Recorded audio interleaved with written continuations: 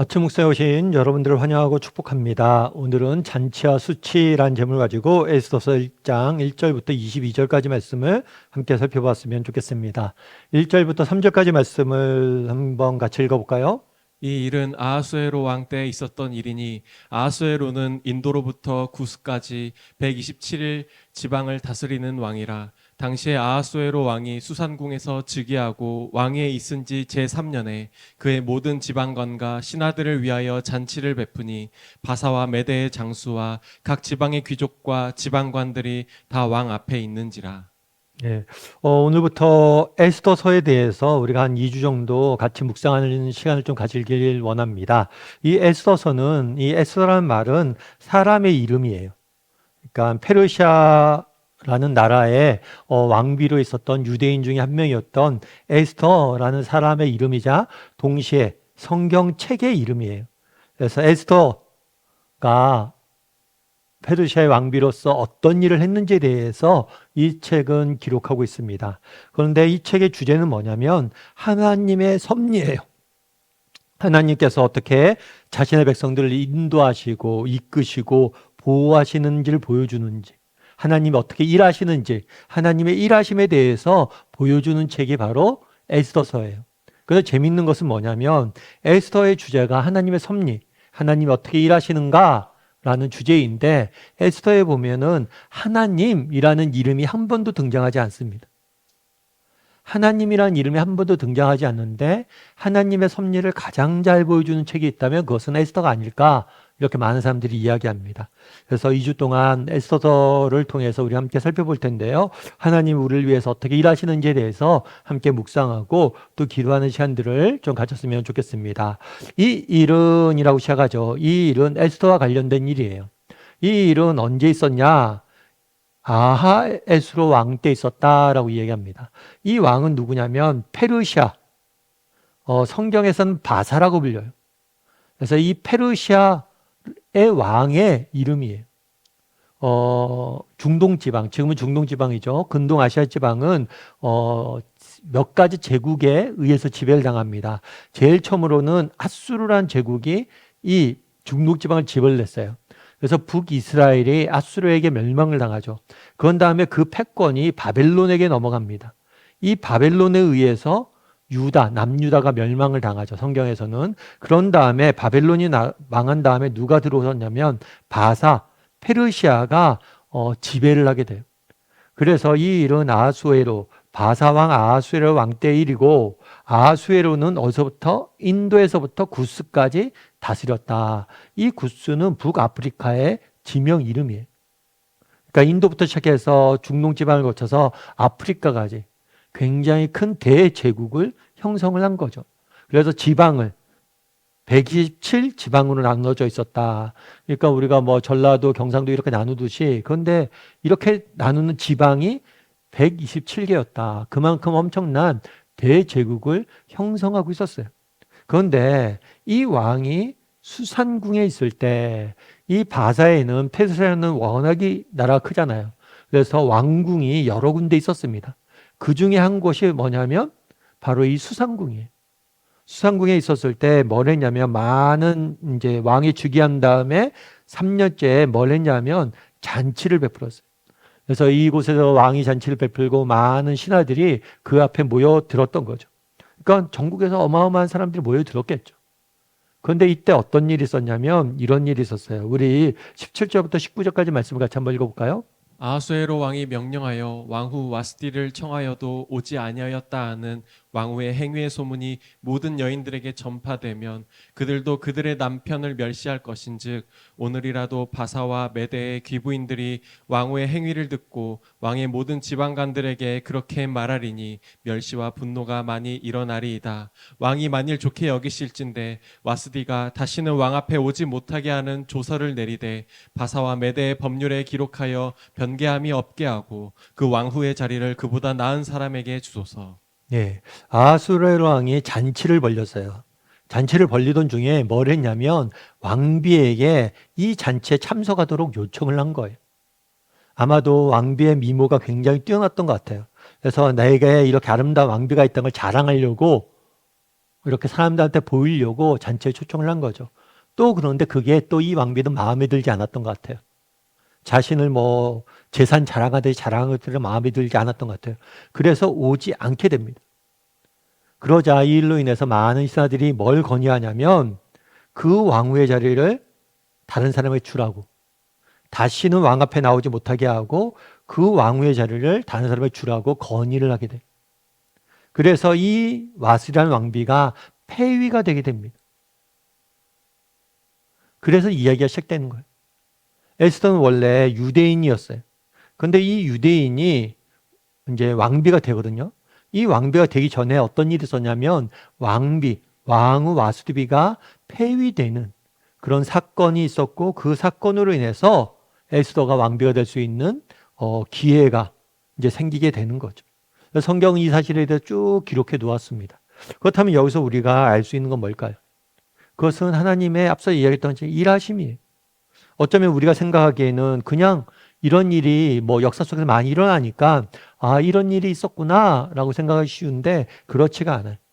하나님께서는 에스더가 정말 뭐 하기 전에, 실제로 역사의 전면에 등장하기 전에 에스더가 등장할 만한 배경들을 만들고, 에스더가 나올 수 있는 그 배경들을 만들고 일하시는 모습들을 보게 되는 거예요. 우리도 마찬가지예요. 정말 우리가 정말 예수님을 믿기 전부터 하나님께서는 우리를 위해서 일하시고, 우리가 정말 하나님을 몰랐을 때부터 우리를 위해서 일하시고 우리를 위해서 준비하시고, 그러셨다 우리로 하여금 뭘 한 거예요? 예수님을 믿게 하시고, 뿐만 아니라 예수님을 믿은 다음에도 비록 우리가 볼 수 없지만, 알 수 없지만 정말 10년 뒤에 20년 뒤에 우리의 일들을 어떻게 알아요? 하지만 하나님께서는 우리가 알 수 없는 그 과정 속에서도 미리 일하시고 미리 준비하시고 미리 예비하셔서 우리의 인생을 인도하신다는 거예요. 그래서 여기서 알 수 있는 건 뭐냐면 하나님의 일하심, 특별히 예비하심, 준비하심이 정말 우리가 보지 못하지만, 우리가 알 수 없지만 우리가 알지 못하는 곳에서 하나님이 미리 일하고 있었음을 이 구절을 통해서 자세히 서술하면서 보여주는 거죠.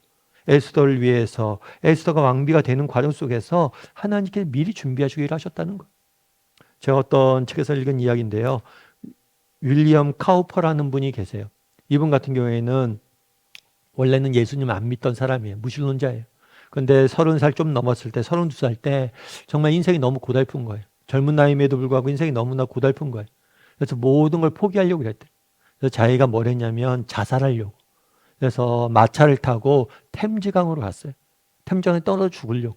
그런데 재밌는 건 뭐냐면 마차를 타고 템즈강에 가는데 이 마부가 이 젊은이를 보고 좀 이상한 생각이 들었어요. 저 사람 좀 위험하다. 템즈강 가자고 하는 게. 그래서 마부가 이 사람을 내려주고 한참 주변에서 기다리고 있었대요. 그래서 이 사람이 강에 떨어지려고 하니까 이 마부가 뭐라고 그랬냐면 왜 젊은 사람이 죽으려고 그러냐고. 그래서 자기가 자살하려고 했는데 그걸 막았대. 그래서 이 사람이 템즈강에 결국에 자살 못하고 집에 들어온 거예요. 집에 돌아왔는데 집에 돌아와서 안 되겠다 싶어서 집에 있는 독국물을 먹고 죽으려고 그랬어요. 그래서 독국물을 먹었는데 때마침 이웃이 방문한 거예요. 그 사람이 쓰러져 있으니까 빨리 병원에 옮긴 거죠. 그래서 또 살아나게 된 거예요. 템즈강에 자살하려고 했는데 안 됐고, 독국물을 먹어도 안 됐고, 안 되겠다 싶어서 이번엔 뭘 했냐면 칼로 자기 손목을 긋고 죽으려고 그랬어요. 그래서 칼을 준비하고 이제 결정적으로 손목을 그으려고 그랬는데 그 순간 면도날이 부러졌대. 그래서 이 사람이 야, 죽기도 힘들구나, 나는 죽지도 못한 운명이구나 라고 해서 너무 낙심하고 있었대. 그런데 그러다가 이 사람 누굴 만나냐면 존 뉴턴이라는 목사님을 만났어요. 존 뉴턴 목사님은 우리가 잘 알고 있는 나 같은 죄인 살리신이라는 책을 쓰신 분이, 노래를 지으신 분이죠. 이분을 만나서 예수님을 믿게 됐어요. 그래서 예수님을 믿었을 뿐만 아니라 뭘 했냐면 나중에 이 목사님이 이 젊은이한테 재능이 하나 있는데 어떤 이런 언어적인 재능이 있다는 걸 발견했어요. 그래서 당신은 작곡가를 좀 했으면 좋겠다. 작사를 좀 해봐라. 하나님의 이름을 찬양하는. 그래서 이 사람이 나중에 작사가가 됩니다. 찬송가 중에서 한 70곡 정도 쓴 유명한 찬송가 작곡가가 된 거예요. 그러면서 이 사람은 나중에 고백하는 거죠. 자기가 정말 존 뉴턴 목사님을 만나서 예수를 믿었는데 그 전에 죽을 기회가 있었다는 거예요. 그리고 죽으려고 자살을 시도했다는 거예요. 그런데 자기는 알지 못했지만 하나님께서 뭘 하신 거예요? 자기를 지키고 계셨다는 것을 나중에 고백하는 거예요. 보이진 않았죠. 여러분, 우리도 마찬가지. 앞서 말씀드렸던 것처럼 우리가 예수님을 믿기 전부터 하나님은 우리의 발길들을 인도하시고 이끄셔서 우리를 예수의 믿는 자리로 인도하신 것 뿐만 아니라 우리가 정말 예수님을 믿은 다음에도 우리가 보이지 않잖아요. 우리가 알 수 없잖아요. 하지만 우리가 보이지 않는 곳에서, 알 수 없는 곳에서 하나님은 이미 일하고 계세요. 정말 에스더가 왕궁에서 어떤 일이 일어나는지 어떻게 알았겠어요. 하지만 에스더를 위해서 왕궁에서 이미 하나님께서는 일하고 계셨던 거예요. 그래서 우리도 늘 정말 하나님께서 보이지 않지만 우리를 위해서 지금도 일하고 계시다. 이 사실을 확신하고 또 우리를 위해 준비하고 계시다. 예비하고 계시다. 이 사실을 확신하고 하루하루 살아가는 저나 여러분이 되기를 주님의 이름으로 소원합니다. 우리 함께 기도했으면 좋겠는데요. 기도하실 때 오늘 말씀 기억하면서 기도했으면 좋겠습니다. 그날에서는 알 수 없었지만 하나님께서 정말 페르시아 왕궁에서 에스더를 위해서 미리 예비하시고 준비하시고 일하시는 모습들을 보게 됩니다. 정말 우리가 알 수 없지만 때로는 우리가 하나님을 몰랐을 때조차도 하나님은 우리를 인도하시고 우리를 위해서 일하시고 우리를 인도하시는 분이심을 믿습니다. 그 하나님에 대한 믿음을 가지고 오늘 하루하루 살아가게 해달라고. 우리 앞에 어떤 일이 닥칠지 모릅니다. 하지만 분명한 것은 하나님이 예비하고 계실 거예요. 하나님이 준비하고 계실 거예요. 그런 사실을 믿고 정말 하루하루 내일을 바라보며 하나님이 우리를 위해서 예배하고 계시다는 사실을 믿고 바라봄으로 정말 믿음의 길을 하루하루 걸어가는 사람들이 되게 해달라고 오늘 말씀 기억하면서 한 목소리 같이 기도하도록 하겠습니다. 같이 기도하시겠습니다.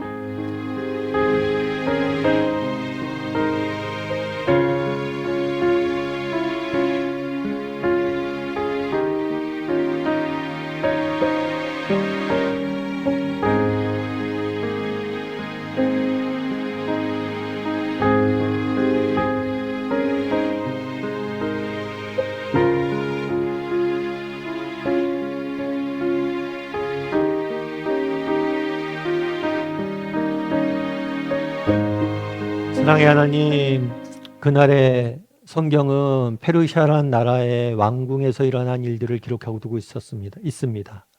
정말 에스더가 왕비가 되기 전에 정말 이 왕궁에서 어떤 일이 일어나는지 알 수 없었지만 하나님께서는 그곳을 주관하셔서 정말 에스더를 위한 정말 길을 예비하고 준비하고 계시는 모습들을 보게 됩니다.